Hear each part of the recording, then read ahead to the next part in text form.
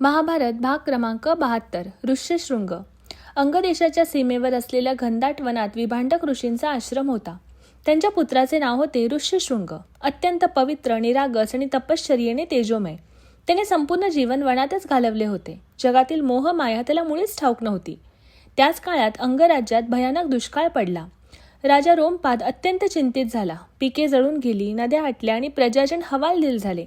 राजाने आपल्या मंत्र्यांकडून उपाय विचारले तेव्हा त्यांना समजले की ऋष्यशृंग जिथे पाऊल ठेवतील तिथे पावसाची कृपा अवश्य होईल. राजाने युक्ती आखली. त्याने सुंदर सुसंस्कृत कन्या वनात पाठवल्या, जेणेकरून त्या ऋष्यशृंगाला नगरात आणू शकतील. ऋष्यशृंग निरागस असल्याने त्यांच्या सहवासाने प्रभावित झाला आणि त्या कन्यांच्या मागे शहरात आला. जेव्हा ऋष्यशृंग अंगनगरात प्रवेशले तेव्हा आकाश काळेभोर दाटले आणि मुसळधार पाऊस बरसू लागला. कोरडे पडलेले शेत पुन्हा हिरवे झाले. प्रजाजन आनंदाने न्हाऊन निघाले. राजा रोमपाद तर इतका प्रसन्न झाला की त्याने आपली कन्या शांता हिलाच ऋष्यशृंगाशी विवाहबद्ध केले. काही काळाने विभांडक ऋषींना कळले की त्यांचा पुत्र नगरात गेला आहे.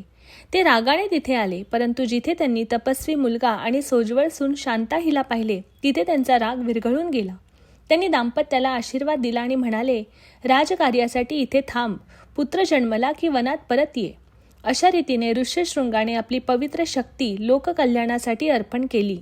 विभांडकांनीही पुत्राच्या कर्तृत्वाचे मनापासून कौतुक केले.